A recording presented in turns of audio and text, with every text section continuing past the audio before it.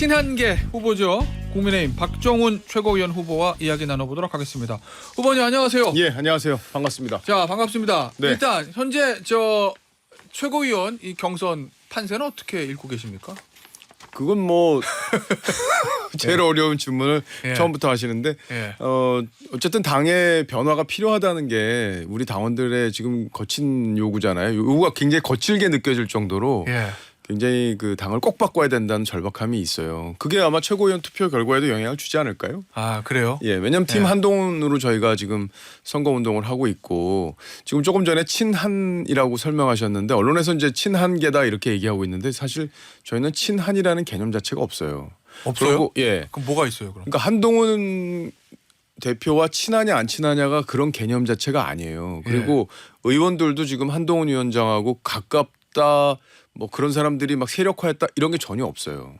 각자가 그냥 뿔뿔이 흩어져서 한동훈 위원장이 우리 당의 리더가 돼서 당을 개혁했으면 좋겠다라는 어떤 그런 바람들이 묶여져 있는 상황이지. 예. 그러니까 친윤계처럼 어떤 이익을 위해서 뭐 하나로 딱 뭉쳐서 돌격 앞으로 하면 앞으로 가고 뭐 그런 집단으로 친한계라는 게 비춰질 수 있기 때문에 그 예. 부분은 좀 정리를 할 필요가 있다고 생각해서 제가 말씀드렸어요. 아, 그러면 예를 들면 지금 저 후보님 표현대로 하면 친윤계처럼 모든 몇 명의 의원들이 똘똘 뭉쳐가지고 하나의 목적으로서 달려가고 뭐 이런 건 아니라는 거예요? 그렇죠. 지금 친윤계 의원들이 원희룡 밀어 그러니까 와 가서 밀고 야 이게 맞나 싶은데도 와 가서 밀잖아요. 근데 친한계라고 지금 말씀하신 분들의 내용을 보면 그냥 각자가 야 진짜 당이 안 바뀌면 안 돼.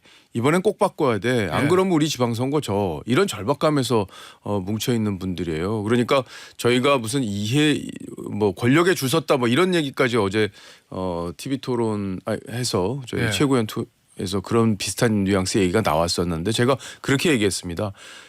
지금 대통령 임기가 3년 남았는데요. 예. 지금 국민의힘 의원이 한동훈 의원하고 같이 운명을 같이 하겠다고 그러면 사실은 정치적으로 계산해 보면 바보들이에요.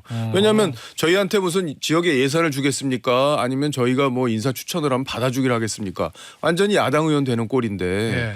그런 걸로 저희를 바라보면은 구태 정치의 시각으로 저희를 바라보는 겁니다. 예. 알겠습니다. 자, 이 국민의힘 최고위원 선거, 당대표 선거 말고요. 최고위원 선거가 한동훈 대 반한동훈이다. 뭐 이런 얘기들이 있던데 이건 언론이 만들어낸 프레임이다. 이렇게 보시는 거예요? 아니 한동훈 대 반한동훈은 맞는 것 그건 같아요. 맞아요. 왜냐하면 우리 당원들이 예. 한동훈만이 지금 우리 당을 제대로 바꿀 수 있고 지금까지 얘기를 쭉 들어보니까 아 당정 관계도 우리가 건전한 긴장 관계로 바꿔야 되고 또 민심이 원하는 거를 귀담아 들어야 되고 예. 이런 방향으로 바꿔야 된다라는 생각을 하고 있잖아요. 예. 그 최고위원들이 그 당대표 혼자 할 수 있어요? 지도부에서? 예. 최고위원들이 같이 이걸 협력해서 거기서 건전한 토론을 통해서 해야 되는 거잖아요. 예. 그러니까 그거에 반대하는 나머지 세력들을 반한동훈 세력이라고 보는 건 맞는 것 같습니다. 예. 후보님, 앞서 저 원희룡 후보에 대해서 네. 원희룡 후보 측의 뒤에 친윤계 의원들이 있고 돌격 앞으로 한다. 뭐 이렇게 표현을 해주셨는데 어쨌든 지금 어제는 TV 토론에서는 그렇진 않았는데 원희룡 후보의 한동훈 후보에 대한 네거티브가 좀 꽤 있었잖아요.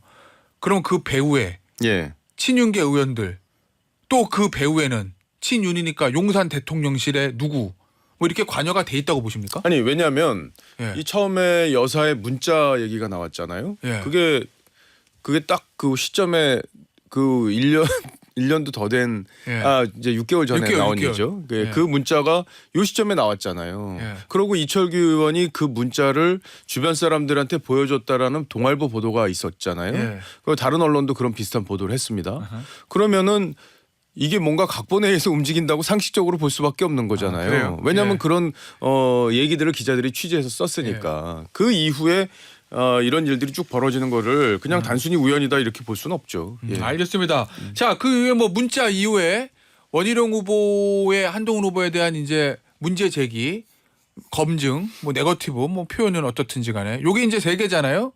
사천, 그 다음에 김경률 회계사 문제, 사천 의혹, 그 다음에 이제 댓글팀 의혹. 요건데 이 중에서 댓글팀 의혹을 원희룡 후보 측에서는 좀 가장 크게 제기하는 것 같습니다. 장해찬 전 최고위원은 여론조성팀이다. 뭐 이렇게까지 예. 얘기를 하고. 그러니까요.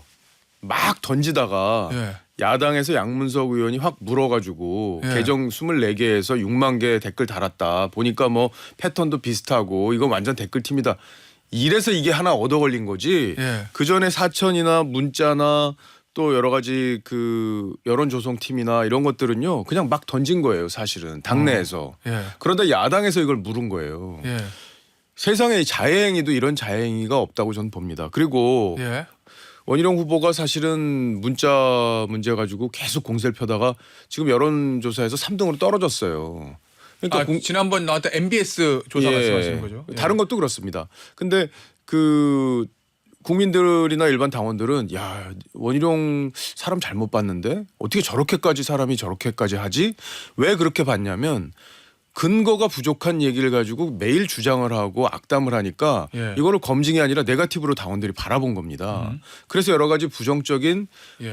부메랑이 본인에게 돌아간 거고 그래서 이제 이게 이슈가 좀 잠잠해질만 했는데 어쨌든 무소속인 현재 장해찬 장해찬. 전 최고위원이 예. 처음엔 댓글팀이라고 얘기했다. 그다음에 여론조성팀이라고 얘기했는데 예. 양문석 의원이 이걸 야당에서 물었어요. 그러고 지금 그런 논리도 펴더라고요. 아니 그 국민적 의혹이 있으면 특검 받으라고 한 예. 당신의 논리대로라면 당신도 이거 댓글 의혹 특검 받아야 되는 거 아니냐라는 식의 주장까지 지금 당내에서 하고 있습니다. 어제 TV 토론에서도 그 질문을 했죠. 한동훈 그러니까요. 후보에게. 예. 이거는요 정말 우리끼리 정말 자해하는 거예요. 그래요? 그리고 예.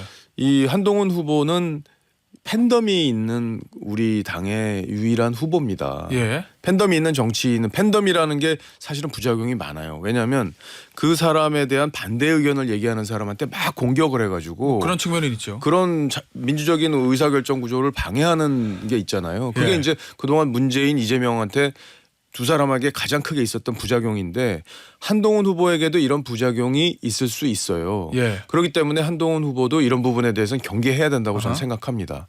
다만 예. 지금까지 나타난 한동훈 후보의 팬덤 현상은 그렇게 파괴적이진 않아요. 음. 그냥 좋아서 예. 너무 좋아서 광적으로 지지하는 사람들이 지금 모여 있는 거고 예. 그런 정도의 것을 가지고 지금 댓글팀을 운영했다. 지금 예. 믿으세요? 댓글팀 운영했다는 거? 저요? 예. 뭐라고 답할까요? 예. 그러니까 한동훈 후보가 이걸 댓글 여러 가지 검사로서 여러 가지를 처벌하고 했던 사람인데 법무장관으로서 그런 걸 법적 위반이 된다는 걸 뻔히 알면서 했다는 예. 게 상식적으로 전 말이 안 된다고 봅니다. 일단 한동훈 후보의 얘기처럼 박정훈 후보도 그 팬덤들이 자발적으로 단 댓글이지 뭐 조직적으로 운영하고 지시하고 이런 것은 없다. 이런 입장이신 거고. 그 지금 예. 한동훈 후보 팬카페가 위드훈이라는 거잖아요. 예.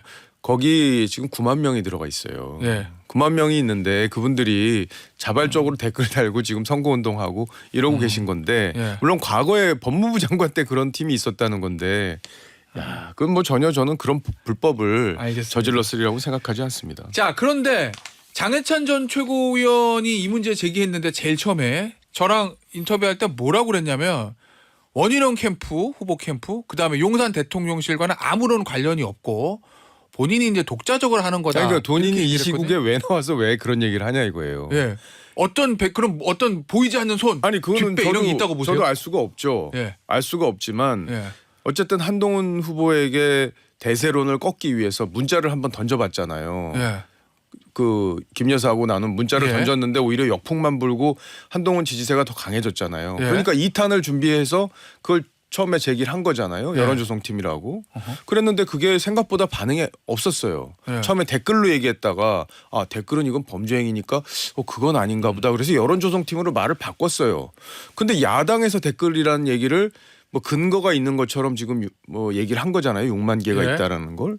그러니까 이게 계속 뭔가를 던져보는 거예요. 한동훈 대세론을 꺾기 위해서. 그러면 뭔가 원희룡 후보나 또는 장해찬 전 최고위원의 뒤에 보이지 않는 손이 있다. 이렇게 그러니까 추정을 하시는 거예요? 아니, 그러니까 그 얘기는 추정의 문제는 예. 제가 추정하는 게 무슨 의미가 있겠어요. 근데 그럼 상황이 그렇게 흘러가는 것 같다 이런 말씀. 처음에 여사 문자가 나온 다음에 원희룡 후보가 맹폭을 했어요. 예. 그다음에 이 댓글팀 논란이 나온 다음에 또 맹폭을 해요. 그러니까 이게 뭔가 연결이 돼 있지 않고는 이렇게 구조적으로 착착 돌아갈 수가 있냐 예. 하는 생각을 상식적으로 할 수가 있죠. 장해찬 전 최고는 지금 이 타이밍에 왜 이걸 들고 등판했다고 보십니까?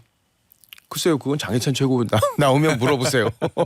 그래요? 예. 장해찬 전 최고한테 물어봤는데 저도 장해찬 장해찬 최고위원하고 가깝고 잘 예. 압니다. 예. 아 그러시죠. 예, 네. 예. 장해찬 최고는 보수 진영 전체를 생각해서 나중에 터진 문제를 예방주사 차원에서 얘기하는 거다. 뭐 이런 취지로 답은 했어요. 예. 그게 말이 되나요? 지금 선거 국면에 얘기를 해놓고 그런 순수한 의도로 볼 수는 없을 것 같아요. 알겠습니다. 다른 의도가 있을 수도 있다라는 게 이제 박정훈 후보의 저 추측이었습니다. 후보님, 네. 김옥균 프로젝트라는 거 이거 들어보셨죠? 이거 얼마 전부터 지난 주말 가능하겠어요? 만약에 김옥균 자 일단 프로젝트 소개를 좀 해드릴게요. 제가 먼저. 예. 지난 주말부터 이제 여의도 주변에 또 일종의 찌라시에 돈 얘기인데 이 김옥균이 구한말에 갑신정변하고 3일 천하로 해서 일본 쫓겨났잖아요. 그것처럼 한동훈 후보가 당대표가 된다 하더라도 오래가지 못하게 흔들어서 이번 10월에 보궐선거에서 참패하면 그걸 빌미로 내쫓으면 된다. 요 프로젝트가 있다. 요게 이제 김옥균 프로젝트라는 거고 그게 이제 소위 말하는 찌라시로 돌았고 이철규 의원이 내가 한 거 이거 돌린 거 아닌데 특정 세력이 요거 만들어가지고 돌려놓고서는 나한테다 뒤집어 씌운다. 이런 식의 그 특정 세력이 누가 반발했습니다. 만들었다는 거예요? 뭐 자해 행위를 했다는 겁니까? 그건 모르죠. 지금 예. 당원들이 변화를 바라는 마음이 굉장히 강해요. 예. 현장 가보면 너무 느껴지고요. 그게 여론조사 수치로도 나타나지 않습니까? 60% 가까운 우리 당 지지층에서 60% 안팎의 그런 지지가 있고 저희가 65%를 목표로 지금 득표율을 정하고 있는 것도 나름대로 다 이유가 있어요. 예. 근거가 있는 거고요. 근데 지금 윤심과 당심이 지금 전쟁하는 구도로 지금 만들어가고 있잖아요. 어허. 윤심도 변화를 원하는 당심을 저는 존중할 거라고 봐요. 예. 윤심이 결국에는 쫓아낼 수 있다 이렇게 보는 건데 그런 건 가능하지 않습니다. 만약에 그렇게 되면요. 대통령을 지지하는 당내의 어떤 당의 분위기가 완전히 식을 수밖에 없어요. 오히려 예, 그럼 중도나 지금 진보 세력은 대통령을 지지하지 않아서 대통령 예. 지지율이 지금 조사 결과에 따라서는 뭐 30% 미만인 것들이 제법 있지 않습니까?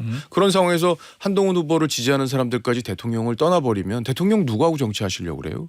어느 지지 세력 갖고 정치를 하시겠습니까? 예. 그렇기 때문에 그건 굉장히 위험한 발상이에요. 지금 당대표가 한동훈 후보가 되면 예. 대통령하고 빨리 만나서 오해를 풀어야 돼요. 지금 이 오해라는 표현을 제가 쓴 이유가 있어요. 예. 뭐냐면 중간에 간신들이 이간질을 한 게 많아요. 내용 들여다보면. 누구요? 아니 어떤 누구라고 제가 특정하지 않아도 아마 우리 청취자 여러분들 다 아실 거예요. 그러니까 예를 들어 공천이 예. 용산에서 원하는 공천의 그림이 있었는데 그게 제대로 되지 않아서 배신이다 지금 이런 그림이거든요. 사천 의혹은 그런 얘기인 거죠. 예. 근데 본질적으로 보면 그 안에는 다른 간신들이 생각하는 다른 공천의 내용들이 그 안에 들어가 있어요. 그렇기 때문에 한동훈 위원장은 그걸 받을 수 없다고 한 건데 용산은 용산 자체를 거부한 걸로 오해를 하고 있는 거죠. 그렇기 때문에 이 문제는 빨리 만나서 전당대회 이후에 두 분이 풀면 전 윤석열 대통령 스타일이 그래 한번 하자 또 이렇게 네. 하면은 또 갈 수 있는 사람이라고 전 봐요. 워낙 품이 큰 분이기 그래요? 때문에 네. 예 그래서 저는 그렇게 풀어가면 예. 당정 관계 회복할 수 있다고 봅니다. 나경원 후보나 원희룡 후보나 윤상현 후보는 한동훈 후보가 당대표 되면 당정관계 파탄났거든 이렇게. 아니 얘기하거든요. 그러기를 바라는 것 같아요. 너무 주문을 외워요 그분들이. 아니 그래서 파탄 나면 뭐가 좋습니까? 그런다고 그분들이 그렇게 말한다고 변화를 원하는 당심을 막을 수가 있어요? 저는 그분들이 냉정하게 좀 현실을 인식하고 예. 본인들이 하고 싶은 건 이해해요. 그러나 우리 당이 어떻게 나가야 될지에 대한 방향 그리고 젊은 차세대 주자들이 당을 한번 바꿔보겠다는데 예. 여태까지 20년 30년 하신 분들이 실패했잖아요. 예. 그러면 젊은 분들에게 기회를 줄 수도 있어야죠. 알겠습니다. 그 윤석열 대통령과 한동훈 후보는 뭐 올해 검찰총장과 검사로서 호흡을 또 맞춰왔기 때문에 뭐 예를 들어서 풀린다고 예. 가정하고 김건희 여사와의 관계는 더 풀립니다. 더 풀려요? 예, 전 더 풀린다고 봐요. 예. 김건희 여사는요, 예. 굉장히 현실적인 분이에요. 생각보다 굉장히 현실적이고 그래요? 정무적인 감각이 그래도 꽤 높은 분이에요. 그래서 한동훈 위원장하고 이렇게 가는 게 이게 안 좋은 관계로 가는 게 대통령에게도 좋지 않다고 생각을 하면은 적극적으로 나서서 그 관계를 회복하기 위해서 노력할 스타일입니다. 알겠습니다. 자, 오늘 마지막 주제가 될 것 같은데 요 김건희 여사 이 디올백 관련된 해명들이 김건희 여사 측에서 나오고 있습니다. 예. 뭐 관련자의 진술도 있었고요. 이 해명 어떻게 보십니까? 오늘 참고로 동아일보 사설을 말씀드리면 7개월 지나서 이제서야 해명하냐 뭐 이런 취지의 내용이거든요. 예, 뭐 저보고 그렇게 얘기하라는 취지는 아니시죠? 아유, 그건 그렇게 여부가 예. 있겠습니까? 이 디올백 예. 문제는요. 국민 정서상 맞지 않는 일이라고 여사도 생각을 했기 때문에 사과하고 싶다라는 얘기를 한동훈 위원장에게 문자로 보냈다는 거잖아요. 예. 그러면은 그 선에서 이 문제는 매듭이 져야 돼요. 왜냐하면 법률적인 부분이 없어요. 예. 그러고 이게 무슨 대가성이 있는 것도 아니고 우리가 상규를 벗어난 선물을 받았기 때문에 그것도 대통령의 부인 당선자 신분으로 받았기 때문에 대통령 부인이 받았기 때문에 굉장히 문제가 있다는 건 국민들이 다 인식을 합니다. 예. 그러나 법률적으로 이걸 들어가 보면요. 청탁금지법 위반 대상이 안 돼요. 그러니까 수사로 갈 수 있는 문제도 아니고 그러니까 국민 정서를 자극하기 위해서 계속 여러 가지 논란을 야당에서 일으키고 있는데 이 문제는 예. 이 정도로 정리하고 여사가 사과를 해야 된다는 어제 후보들의 예, 공통된 예, 예. 의견이 있었잖아요. 여사가 사과하고 정리했으면 좋겠습니다. 저는. 박정훈 후보도 김건희 여사가 사과하고 예, 사과하고 본인의 이 문제는 입으로 해명- 법률적으로 갈 수 있는 부분이 없어요. 예, 그렇기 때문에 예. 정리를 해야 된다 이렇게 생각합니다. 알겠습니다. 그런데 이 좀 당시에 반환하라고 당일날 지시했는데 내가 깜빡 잊어먹었다. 예, 그리고 김건희 여사 측에서는 추후에 기분 나쁘지 않게 추후에 돌려주라고 지시했다. 그게 이제 사실 7개월 만에 지금 나온 해명인데 이 여론이 어떻게 반응할까요? 그런 식의 얘기가 공식 해명으로는 나왔지만 그 전에도 계속 그런 얘기가 나왔었어요. 대통령실 관계자 발로. 예. 그랬기 때문에 그거에 대해서는 일관성이 저는 있다고 보고요. 7개월 만에 나왔다고 공식 해명이기 때문에 아마 그런 표현을 동아일보에서 한 것 같은데 예. 어쨌든 이 문제는 예. 우리가 이렇게 국력을 낭비할 정도의 문제는 아니다. 예. 예, 그렇게 생각합니다. 알겠습니다. 자, 앞서 박정훈 후보가 언급한 여론조사는요.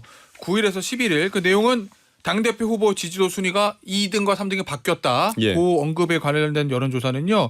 지난 9일에서 11일 부선전화 면접 방식으로 실시한 한국갤럽 자체 조사 결과고요. 자세한 내용은 중앙선거 여론조사 심의위원회 홈페이지를 참조하시면 됩니다. 오늘 인터뷰는 여기서 마무리하도록 하겠습니다. 지금까지 국민의힘 최고위원 후보인 박정훈 의원이었습니다. 의원님 감사합니다. 고맙습니다.